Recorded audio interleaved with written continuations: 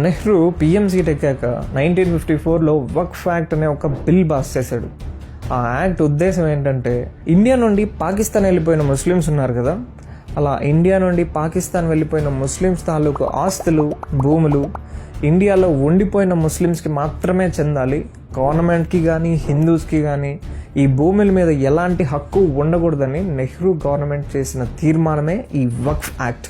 ఆ వక్ఫ్ యాక్ట్ ద్వారా ఇండియా వదిలి వెళ్ళిన ముస్లిం భూముల్ని ఇక్కడున్న ముస్లిమ్సే స్వాధీనం చేసుకునే రైట్స్ ఇస్తూ వక్ఫ్ బోర్డ్ అనే ముస్లిం బోర్డుని తయారు చేశాడు మన నెహ్రూ తాత బతుకుంటే నాకు విషయం అడగాలని ఉంది. అసలు నువ్వు దేశాన్ని ముక్కలు చేసి పాకిస్తాన్ ఇచ్చిందే ముస్లిం వాళ్లకు సొంత భూమి, సొంత దేశం కావాలని డిమాండ్ చేశారని కదా. మరి హిందూ దేశం నుండి కొంత భూమిని తీసి ముస్లిమ్స్కి ఇంకో దేశం ఇచ్చేశాక మళ్ళీ హిందూ దేశం లోపల కూడా వెళ్ళిపోయిన ముస్లిం భూములు ఉండిపోయిన ముస్లిమ్స్కే ఇస్తూ వక్ఫ్ యాక్ట్ చేశామేంటి? పాకిస్తాన్ ఏమైనా అక్కడ నుండి ఇండియా వచ్చేసిన హిందూ భూములు హిందువులకే చెందాలని హిందూ బిల్ ఏమైనా పాస్ చేసిందా? ఆ దేశానికి లేని దురద మన దేశానికి దేనికి తాత? అక్కడ నుండి వచ్చేసిన హిందువుల భూములు ముస్లింలకే సొంతం, ఇక్కడ నుండి వెళ్ళిపోయిన ముస్లిం భూములు ముస్లింలకే సొంతం అంటే ఏంటి దీని అర్థం?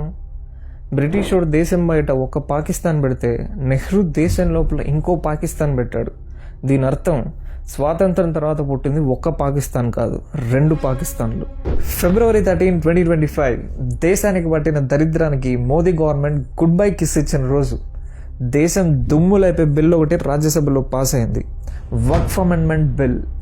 దేశానికి మోదీ సర్కార్ ఇచ్చిన ప్రేమ కానుకగా చరిత్ర పేజీల్లో పదిలమైంది.